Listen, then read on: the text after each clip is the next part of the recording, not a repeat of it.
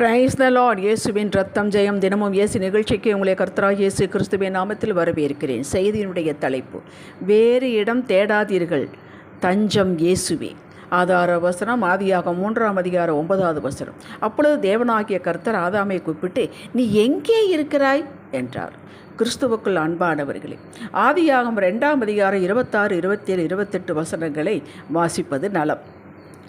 கர்த்தர் நம் மீது கொண்ட சித்தம் வெளிப்படும். ஏன் அவருடைய சாயலாய் நம்மை படைக்க வேண்டும்? அப்பொழுதுதான் அவர் சொல்வதை நாம் கேட்டு புரிந்து கொண்டு நடக்க முடியும். அவரோடு நாம் ஐக்கியத்தில் இருப்பதற்காக, உறவில் நிலைத்திருப்பதற்காக, நாம் பேசினால் அவர் கேட்டு பதில் கொடுப்பதற்காக, அவர் பேசினால் நாம் கேட்பதற்காக. இது ஒரு அற்புதமான ஐக்கியம். நம்மோடு ஐக்கியம் கொள்ளத்தான் அவர் சாயலாக படைத்தார். ஒரு எறும்பின் பாஷையை அறிய வேண்டுமானால் நாம் எறும்பாகவே மாற வேண்டும், இல்லைங்களா? இந்த உறவை, ஐக்கியத்தை பிரிப்பதற்காகத்தான் சாத்தான் அந்நாளிலிருந்து இந்நாள் வரை வேலை செய்து கொண்டே இருக்கிறான். நாம் எங்கே வேண்டுமானாலும் போகலாம், அவன் கண்டுகொள்ள மாட்டான். ஆனால் கர்த்தரிடம் மட்டும் வரக்கூடாது. ஒவ்வொரு முறை அவன் பிசாசு தோற்றாலும் வெட்கப்பட்டாலும் மறுபடியும் லஜ்ஜை இல்லாமல் தொடர்கிறான். எவனை விழுங்கலாம் என்று வகை தேடி சுற்றித் திரிகிறார். 1 பேதுரு 5:8. ஆதாம் ஏவாள் பாவம் செய்தார்கள், தேவ கட்டளையை மீறினார்கள். தாங்கள் நிர்வாணிகள் என்பதை கண்டார்கள்.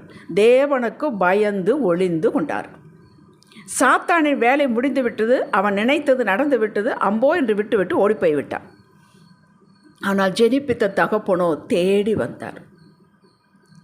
அவருக்கு தெரியவர்கள் எங்கே இருக்கிறார்கள், ஏன் இப்படி ஆனார்கள். ஆனாலும் அவருடைய வாய்மொழியை கேட்க, நீ எங்கே இருக்கிறாய், யார் உன்னை நிர்வாணி என்று சொன்னது என்று கேட்கிறார். கரிசனையுள்ள தகப்பன் அவர் விட்டு விட்டு போகவில்லை. அவர்களுக்கு தோல் உடையை உண்டு பண்ணி கொடுத்தார். அது மட்டுமா, ஆதியாகமம் 3:15 மறுபடியும் மனுக்குழு முழுவதையும் தன்னிடம் சேர்த்து கொள்ள திட்டம் வகுத்தார். காலம் நிறைவேறின போதோ ஸ்திரீனிடத்தில் பிறந்தவரும் நியாய பிரமாணத்திற்கு கீழானவருமாகிய தம்முடைய குமாரனை தேவன் அனுப்பினார். மேலும் நாம் புத்திரராய் இருக்கப்படினாலே அப்பா பிதாவே என்று கூப்பிடத்தக்கதாக தேவன் தமது குமாரனுடைய ஆவியை நம் இருதயங்களில் அனுப்பினார். கலாத்தியர் 4:5-6.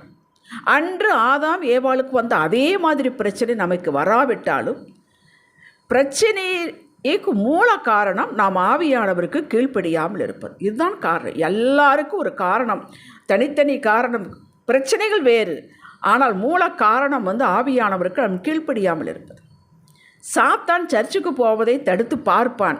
முடியவில்லை என்றால் சபைக்கு வேண்டுமானால் போ, ஆனால் வசனம் உனக்குள்ளே இறங்கக்கூடாது என்பதில் கவனமாக இருக்கிறான். அதையும் நாம் கடந்து வசனத்தை கேட்டு அதை யோசிக்க தொடங்கும்போது தடைகளை கொண்டு வருகிறான். இப்படியே வசனத்தை தியானம் பண்ணாதே, அப்படி நடப்பது இல்லை, பின்ன ஏன் உனக்கு நடக்கவில்லை என்று நமது விசுவாசத்திற்கு ஒரு சவால் விடுவான். இப்படியே ஒரு ஸ்டெப்பில் நாம் ஜெயித்து வரும்போது, சரி இது வேலைக்கு ஆகாது, நம்ம அடுத்த வேலையை பார்க்கலாம் என்று போக மாட்டான். நம்மை ஆவியானவருக்கு எதிராக முறுமுறுக்க வைப்பான். மற்றவர்களை பற்றி பேச வைப்பான். ஜட்ஜ்மெண்ட் பண்ண வைப்பான். ஏதாவது ஒன்றில் தூண்டிக்கொண்டே இருப்பான். ஏதாயிலும் ஒன்றில் சிக்க மாட்டோமா என்று. அன்று இயேசுவுக்கு இந்த டெஸ்ட் நடந்ததுங்க. அவர் மேல் குற்றம் சாட்டும் பொருட்டு அவர் வாய்மொழியில் ஏதாயிலும் பிழை கண்டுபிடிக்க வேண்டும் என்று உபாயம் பண்ணி அவரை மிகவும் நெருக்கவும், அநேக காரியங்களை குறித்து பேசும்படி அவரை ஏவவும் தொடங்கினார்கள். லூக்கா 11:53-54. இப்படித்தான் நம்மை சிக்க வைப்பான். பதறி பேசிவிடுவோம். பின் நம்மையே திருப்பி குற்றம் சாட்டுவான். ஆண்டவருக்கு பிரியமில்லாத காரியங்களை செய்கிறாய், அதனால் தான் உன்னை அவர் ஆசீர்வதிப்பதில்லை, உன் ஜெபத்தை அவர் கேட்க மாட்டார் என்று காதில் ஊதுவான். மக்களே, விழிப்போடு இருங்கள். கர்த்தர் ஒரு நாளும் தவறு செய்தால் பரவாயில்லை என்று சொல்லி ஊக்குவிக்க மாட்டார். அப்படி அல்ல அவர். ஆனாலும் தவறு செய்த தம் பிள்ளையை ஒதுக்கிவிட்டு போகிறவரும் அல்ல. நீங்கள் எந்த தவறு செய்திருந்தாலும் தேவ சமூகத்தை விட்டு ஓடி ஒழியாதீர்கள். அது தவறு மேல் தவறாகிவிடும். இதுவல்ல தீர்வு. உயிரை மாய்த்து கொள்ளலாம் என்று முடிவெடுக்காதீர்கள். இதுவல்ல தீர்வு. இது பிசாசின் தூண்டுதல்.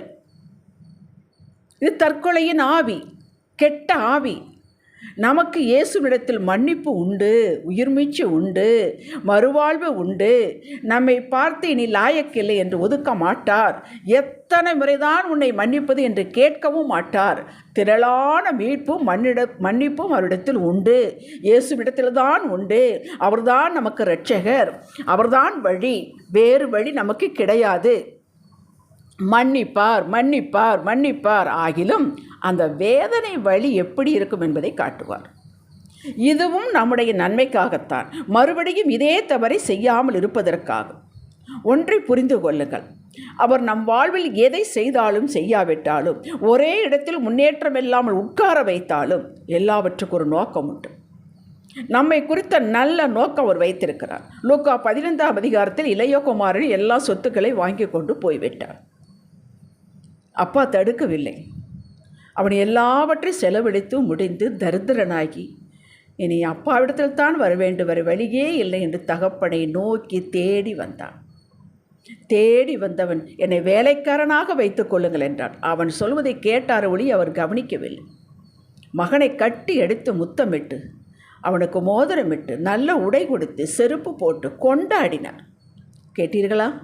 1 ராஜாக்கள் 19ஆம் அதிகாரத்தில் எலியா யெசபேலுக்கு பயந்து கொண்டு போய் ஒடுத்து கொண்டான். நான் இனி சாக வேண்டும் என்று இருந்தான். தேவன் தேடி போனார், தகப்பன் தேடி போனார். தேடி போய் அவனை உற்சாகப்படுத்தி மறுபடியும் ஊழியத்தில் இணைத்தார். யாத்திராகம் 3ஆம் அதிகாரம் 1-3 வரை வாசித்துப்படும். மோசே அவசரப்பட்டு தான் இரட்சகர், அவன்தான் இரட்சகர், ஆனால் அவசரப்பட்டு விட்டான், கொலை செய்து விட்டான், ஓடி போய் விட்டான். இப்போ 40 + 40 80 வருடங்கள் ஆகிவிட்டது. தகப்பன் மோசேயை வரவழைத்தார். எப்படி வரவழைத்தார்? மூச்செடியில் தோன்றி அவனுக்கு ஒரு எக்ஸைட்மெண்ட்டை கொடுத்து வரவழைத்தார். அப்படி வேதம் முழுவதும் நாம் பார்க்கலாம். ஒன்று வரவழைப்பார், இல்லார் தானே வருவார். இந்த 2இல் நிச்சயமாக ஒன்று நடக்கும். விட்டுவிட மாட்டார். மறுபடியும் அவனுக்கு அந்த வேலையை கொடுத்தார். மோசேயை கனப்படுத்தினார். நகோமி சகலமும் நஷ்டம், மாறா என்று என்னை கூப்பிடுங்கள் என்று எருசலேமுக்கு யூதேயா தேசத்துக்கு வந்தார். கணவனோடு போனார், 2 மகனோடு போனார். இப்போ வெறும் கையோடு வந்திருக்கிறாள். வெறும் கையோடு வரவில்லை, ஒரு இளம் மருமகள் விதவையோடு வந்தார். அது ஒரு நூல், அதுதான் ஆசீர்வாதம் என்று அவளுக்கு தெரியவில்லை. அவர் விட்டு விட்டாரா? வாழ்க்கையை மாற்றினாரே, மெயின் ட்ராக்கில் கொண்டு வந்து சேர்த்தாரே. நீங்கள் வெகு நாட்களாக சபைக்கு போகாமல் இருந்தாலும் சரி, அவிசுவாச வார்த்தையை பேசினாலும் சரி, ஆண்டவருக்கு பிரியமில்லாத உங்கள் மனசாட்சியை குத்தியும் தவறுகள் செய்திருந்தாலும் சரி, தேவ சமூகத்தை விட்டு விலகி போவது கண் திறந்தே படுகுழியில் விழுவதற்கு சமானம். உங்களை காப்பாற்ற எவராலும் முடியாது. அவரிடமிருந்து ஒதுங்கி போகாதீர்கள். இயேசுவிடத்தில் வாருங்கள். இந்த செய்தியை கேட்டதும் முழங்காறு படியிட்டு வருத்தத்தை தெரிவியுங்கள். மன்னிப்பு கேளுங்கள், கொடுப்பார், பெற்றுக்கொள்ளுங்கள். பின்னும் குற்ற மனசாட்சியோடு இருக்காதீர்கள். பிசாசின் தந்திரத்தை அறிந்து கொள்ளுங்கள். கண்ணீர் மல்க அவரை போற்றி துதியுங்கள். பிரசன்னத்தை அனுபவியுங்கள். பழையவைகளை தூக்கி எறிந்துவிட்டு கர்த்தரை தேடுவதில் கருத்தாயிருங்கள். சபைக்கு போங்கள், துதியுங்கள், ஆராதியுங்கள். சபையோடு இணைந்து ஆராதிப்பது மிகவும் மிகவும் அவசியம். சபை கூடுதலை விட்டுவிடக்கூடாது. மெல்ல மெல்ல உங்களை புதுப்பித்துக் கொள்ளுங்கள், உறவை புதுப்பித்துக் கொள்ளுங்கள். கர்த்தர் நீங்கள் திரும்பி வந்ததை கொண்டாடுவாருங்க. உங்கள் நிமித்தம் பரலோகம் சந்தோஷப்படும். உங்களுக்கு ஒன்று தெரியுமா? உங்கள் நினைவாகவே தகப்பன் இருக்கிறார்.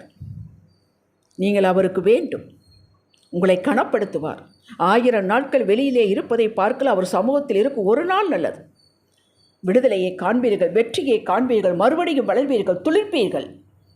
உறவை துண்டித்துக் கொள்வது எளிதுங்க, கட்டுவது கடினம். ஆனால் இந்த உறவை கட்ட கர்த்தரே கரம் நீட்டுவார். இழந்த காரியம் அத்தனையும் மீட்டு தருவார். நிழலின் அருமை உங்களுக்கு புரியும், அப்பொழுதுதான் புரியும். இப்படி உறவை தள்ளிவிட்டு போனவர்களுக்கு நீங்கள் சாட்சியாக இருப்பீர்கள், அவர்களை கொண்டு வந்து சேர்ப்பீர்கள், உங்களை பயன்படுத்துவார். ஜெபிக்கலாம். தகப்பனே, அடைக்கலான் குருவி போல அலைந்து திரிந்து மீண்டும் சமூகத்துக்கு வந்துள்ளேன். இளைப்பாறுதல் தார். அப்பா பிதாவே, கரம் நீட்டி அணைத்து சேர்த்து கொண்டமைக்கு நன்றி அப்பா. தயையும் கிருபையும் வேண்டி நிற்கிறேன் இயேசுவே நாமத்தில் பிதாவே.